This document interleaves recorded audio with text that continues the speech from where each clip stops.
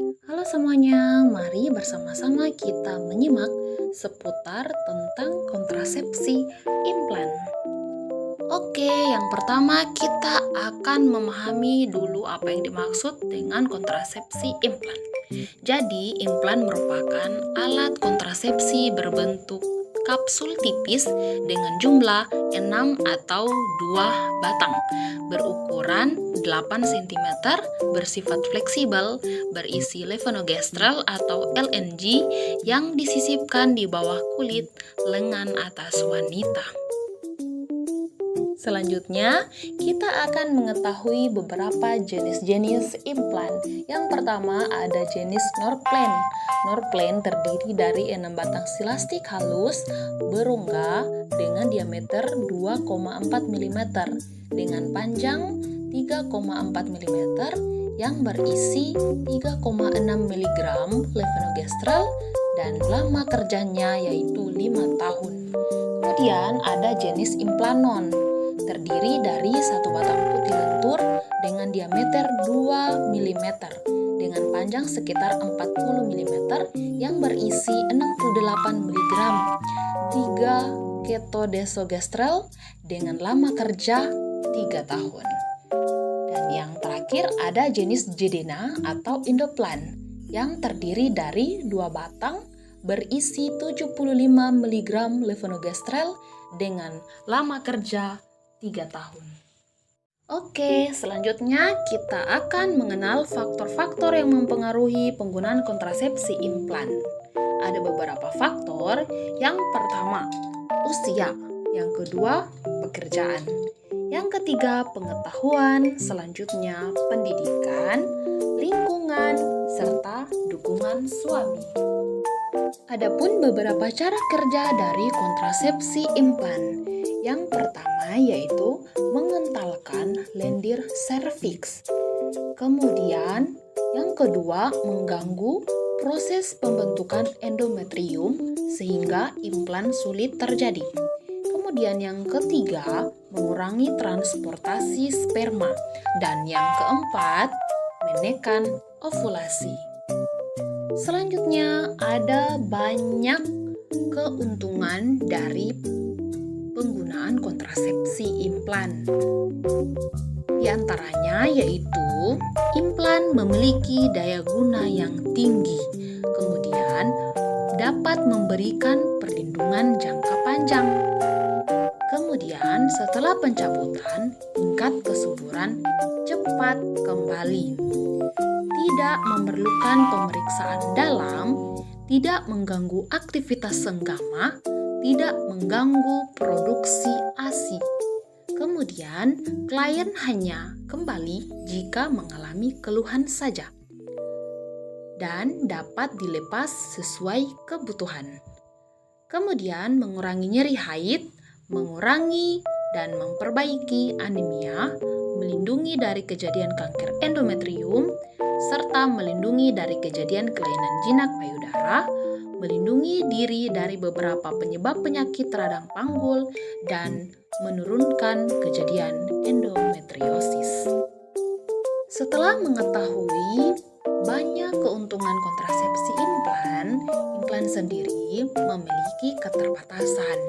Yang pertama yaitu adanya perubahan pola menstruasi tidak teratur atau disebut spotting. Kemudian menstruasi yang lebih banyak atau hipermenorea, atau tidak haid sama sekali atau biasa disebut dengan amenorea. Yang kedua, perubahan berat badan yang dipengaruhi oleh hormon. Yang ketiga, kemungkinan mengalami mual dan perubahan suasana hati akibat respon tubuh terhadap penggunaan kontrasepsi. Yang keempat, membutuhkan tindakan pembedahan minor atau pembedahan kecil dalam proses pemasangan maupun pencabutannya. Yang kelima, dalam penggunaannya tidak dapat dihentikan sesuka hati karena prosedurnya harus dilakukan oleh tenaga kesehatan yang ahli. Dan yang terakhir, efektivitasnya bisa menurun jika digunakan bersamaan dengan obat-obatan untuk epilepsi atau tuberkulosis. Hal ini karena hormon progesteron tidak mempengaruhi kerja obat, penghilang rasa nyeri, atau analgesi. Selanjutnya, kita akan mengenal beberapa efek samping implan yang biasanya sering terjadi pada pengguna implan.